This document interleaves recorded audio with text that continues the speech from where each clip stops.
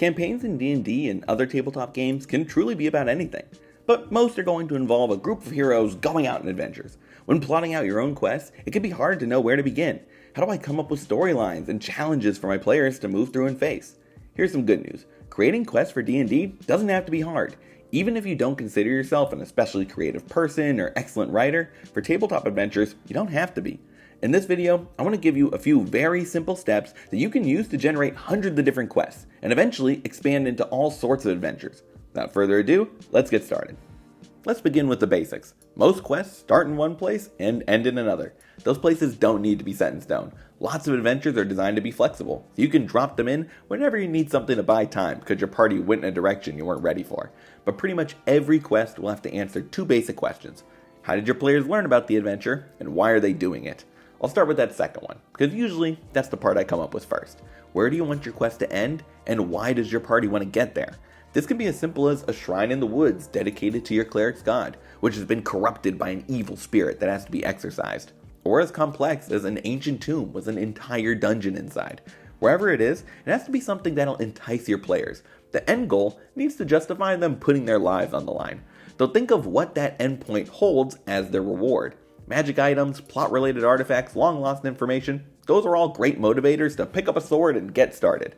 And sometimes, completing the task is simply what triggers the reward. Taking out the wandering band of werewolves will net them payment when they return to town.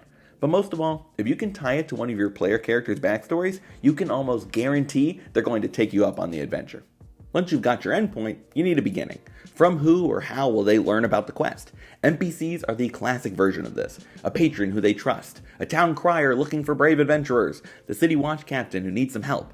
Where those NPCs are can be easily changed based on what your players decide to explore, making them simple to drop in whenever you need. Of course, there are lots of ways you can introduce a quest without needing NPCs at all. It could be posted on a job board, or they could stumble upon the remains of a past party who died looking for treasure. Regardless, once you know how they'll discover the quest, you'll want a starting location. Again, you don't need to know the exact spot they're starting in. Don't write in your notes. The priest will meet them at the Tiny Tinker Tavern in the city of Orion at exactly 3 p.m. on a Wednesday. Getting that specific will make it likelier your party misses the hook altogether, while you scramble to figure something else out. But having a general starting point will help with the next step.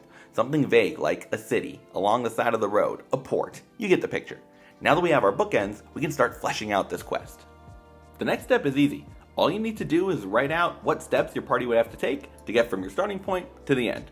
Literally, what physical path do they need to follow? I'm not talking about things like the dungeon traps they'll have to unravel or fights along the way. That'll come later. But for now, as simply as possible, plot out how they go from point A to point B. As an example, let's say we've decided to go with that cursed shrine idea. Our quest will start with the party meeting a priest in town and will end at an ancient shrine in a forest. Well, first they'll need to get out of the city. Second, they'll probably have to travel down the road for a while to reach the forest. Once there, they'll need to navigate the woods and eventually arrive at the shrine. That's it. So far, we haven't had to use any insane creative skills or intense bursts of inspiration, but we've already got the framework of our adventure. Now that the quest is mapped out, we can start to make it interesting. A quest is never as simple as walking from one place to another, but it can be intimidating to have a blank slate and start thinking up how to make it fun with no roadmap. By plotting out each step, it's way easier to look at the different sections of our story and say, okay, how can we complicate things for the party? What challenges are appropriate for each stage of the adventure? For example, this is where you can start thinking of the combats you'd like to throw in. Looking at our final step, arriving at the shrine, well, they'll probably need to cleanse it of some evil creature, so let's add a level-appropriate boss monster when they get there. Or on the road to the forest, they could get ambushed by bandits looking for a quick buck, so we'll add that in too. Of course, not every obstacle will involve fighting. The best quests usually have a blend of different challenges so your party can all flex their skills and struggle with things they aren't accustomed to. Navigation and negotiation are two challenges that can fit into almost any adventure. When they're traveling through the forest, they'll need a way to find the shrine among the vast woodland. So perhaps there's an old hermit your quest giver tells them about, who they need to convince to draw them a map to the shrine. Or the priest used to have a map of their own, but it was stolen by the local thieves guild whose base is in town. Your players could either negotiate with them for the map, or go in swords drawn and get it by force. And once they have it, they'll still have to keep track of where they're going. This could be a chance for the ranger to use their survival skills. If you come up with a few different obstacles for each step of the quest, you can always use everything or pick and choose your favorites. The more complications, the longer the adventure will be. If you need some inspiration, the new Dungeon Master's Guide has some great examples of challenges that you can use to flesh things out. At this point, you have most of what you need for an adventure: where they're starting, where they're going, and the obstacles they'll face in between. All that's left is filling in the details. Once the broad strokes of your quest have been planned out, you can work on all the little details that will make it memorable. What sort of scenery do they see along the road? Are there any mechanics in the shrine fight that make it unique? This is your chance to take those obstacles and places you chose earlier and put your personal stamp on them. Again, you do not need to be a professional writer to do this. It really doesn't take much to make your quest feel unique. What if, while wandering through the forest, they come across a small pond with an artifact at the bottom that tells a little about the history of your setting? Or when they're walking along the road, they pass a caravan of performers heading the other way that offer to camp with them that night and play some games of chance. If you're not feeling super inspired, that's okay too. Honestly, I'd suggest just flipping through the Monster Manual, Dungeon Master's Guide, or whatever books you have lying around. Seeing the artwork, reading some creature descriptions, and immersing yourself in the world of the game is an easy way to get ideas for your own campaign. That's it. With just a few simple steps, you have a quest that is fully fleshed out and ready to go for your game. As you get more comfortable, you can start to make more complex and branching storylines. But honestly, this template will help you create adventures for parties of all levels. And it doesn't have to be all about combat too.